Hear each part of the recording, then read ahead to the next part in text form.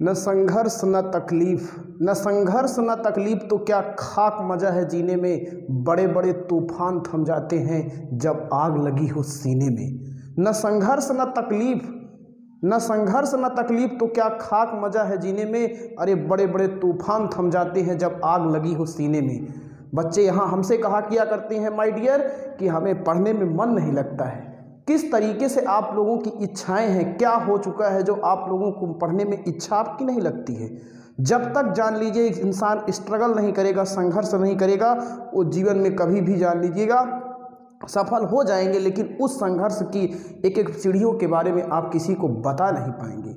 तो इस motivated line के साथ बाबू आज हम आपको बहुत ही इंपॉर्टेंट एक बात बताने जा रहे हैं कि किस तरीके से आज के इस समय में हमको क्या करना होगा, पढ़ाई करना होगा।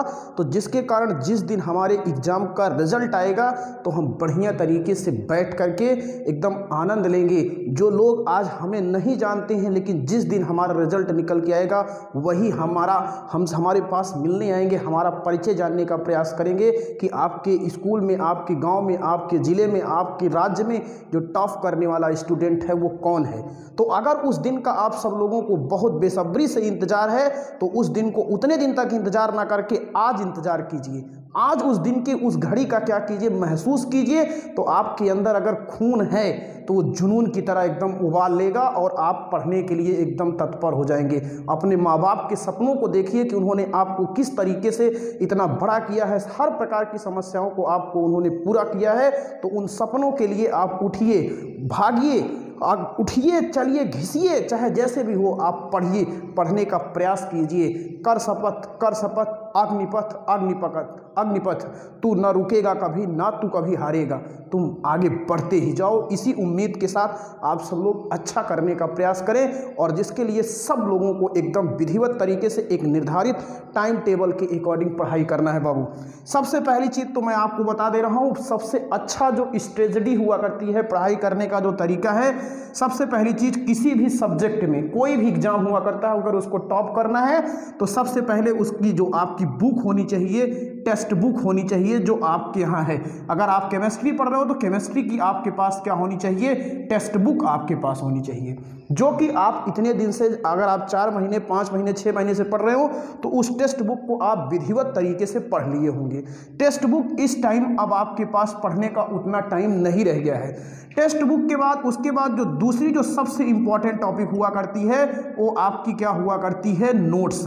जो आपके सब्जेक्ट में जो भी जहाँ से भी आप पढ़ रहे हैं, जो भी टीचर होंगे वो आपको इस टेक्स्ट बुक का कोई एक इंपॉर्टेंट निचोड़ दिया करते हैं, जिसमें उसमें क्या हुआ करता है, विभिन्न प्रकार के क्वेश्चन, आपके इंपॉर्टेंट क्वेश्चन कौन से कैसे एग्जाम में पूछे जाते हैं वो नोट्स में आपको मालूम रहता है। तो इसीलिए अगली स्ट्रेटजी हमारी, पहली तो टेक्स्ट बुक होनी चाहिए, दूसरी हमारी पास क्या होना चाहिए, नोट्स होने चाहिए। अब अगर हम इन दोनों को विधिवत तरीके से तैयार कर लेते हैं तो हमें विगत 5 वर्षों के पूर्व, अगर हम 2021 में क्या कर रहे हैं, एग्जाम देने जा रहे हैं, तो कम से कम 5 वर्ष का पहले का मतलब 2017 से 16 से या 17 से आप शुरू कीजिए और 2016 से 17 के बीच में आप अनसॉल्व्ड लीजिए। आपके पास विभिन्न प्रकार की सहायक किताबें आया किया करती हैं, उनको लीजिए और उनमें से जो देखिए जो विगत वर्ष के क्वेश्चन आए हुए हैं उन सभी क्वेश्चन को एक तरफ से आप लगा डालिए, हल कर डालिए। जितने भी क्वेश्चन हैं एक एक चैप्टर के आप जान लीजिए, एक एक क्वेश्चन को देखिए और हर क्वेश्चन को आप लगा दीजिए, क्योंकि रिपीटेड क्वेश्चन अगर आपसे गलत हो गए जो पेपर में आए हुए हैं तो आप जान लीजिए आपके ही साथ पढ़ने वाले ऐसे विद्यार्थी हैं जो इन रिपीटेड क्वेश्चन को उन्होंने एकदम जुबान पर रखा हुआ है। तो सभी रिपीटेड क्वेश्चन आपको 2016 से लेकर के 2020 तक के जितने भी अनसॉल्व्ड में आए हुए क्वेश्चन हैं, इन सभी क्वेश्चन को आपको क्या कर लेना है, विधिवत तरीके से तैयारी कर लेना है। और हर चैप्टर में जान लीजिए, अगर आपके पास 1313 से लेकर के 14 चैप्टर है तो हर चैप्टर का कम से कम जान लीजिए, नहीं तो है क्योंकि आपके पास कई टाइप के क्वेश्चन होते हैं, बहुविकल्पी होता है, अति लघु उत्तरी होता है, लघु उत्तरी होता है, दीर्घ उत्तरी क्वेश्चन होता है।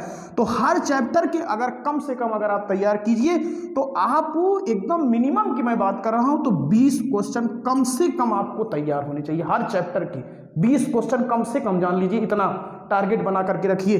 तो अगर आप यहाँ पे 13 से 14, तो ये अगर 13 चैप्टर है तो लगभग अगर आप 13 और ये मल्टीप्लाई 20 कर दीजिएगा तो 260 क्वेश्चन 260 क्वेश्चन आपको एकदम पूरा एकदम विधिवत तरीके से एकदम क्लियर होना चाहिए एक एक टॉपिक। मैं न्यूनतम बात बता रहा हूँ, अधिकतम तो आप और ले जाइए इसके ज़्यादा ही, लेकिन न्यूनतम मैं बता रहा हूँ अगर अच्छा कुछ करना है तब। और इस स्ट्रेटजी के अकॉर्डिंग इसे 1 दिन पढ़िए, 2 दिन पढ़िए, 3 दिन पढ़िए, और तब तक आपको पढ़ना है कि जिस दिन तक आपका एग्जाम नहीं हो जाएगा। केमिस्ट्री उस दिन तक आपको पढ़ना है, बायोलॉजी उस दिन पढ़ना है, फिजिक्स आपको उस दिन तक पढ़ना है कि जब तक आपका एग्जाम नहीं हो जाएगा। और जिस दिन एग्जाम हो जाएगा उस दिन आप सीधा सीधा डांस करिएगा, कोई दिक्कत नहीं होगी। तो इन सभी उम्मीद के साथ हम आपसे यही उम्मीद रखते हैं कि आपको अपने लिए नहीं, अपने माँ बाप के सपनों के लिए पढ़ना है, उठना है। सुबह उठिए, आप दिन भर पढ़िए, रात को भी आपको नींद आए तो ये सपने माँ बाप के दिखाई देना चाहिए, वो रिजल्ट का वो दिन याद दिखाई देना चाहिए कि मेरा आज रिजल्ट निकलेगा। सभी बच्चों जो टॉप करेगा उसे सभी बच्चों को देखिए उसका नाम लोगों के बीच में कैसे लिया जाएगा, उस दिन को याद करोगे ना। मैंने अभी शुरू में ही कहा था, ना संघर्ष न तकलीफ तो क्या खाक मजा है जीने में। अरे बड़े बड़े तूफान थम जाते हैं जब आग लगी हो सीने में। माय डियर, अगर आप सबको अच्छा लगा होगा तो अपने साथियों को भी इस वीडियो को शेयर कीजिएगा। हो सकता है मेरी बातों से ही हो सके किसी का हृदय परिवर्तन हो जाए और आज से वह पढ़ना शुरू कर दे और अपने माँ बाप के सपनों को वो पूरा कर सके। इसी उम्मीद और इसी आशा के साथ हम आपको ये सोचते हैं कि चाहते हैं कि अगर आपने हमें कुछ भी समझा होगा, विचार भी किया होगा, तो इन सभी बातों को आप फॉलो कीजिए। आप अच्छे बनेंगे, हमेशा जान लीजिएगा। थैंक यू, धन्यवाद।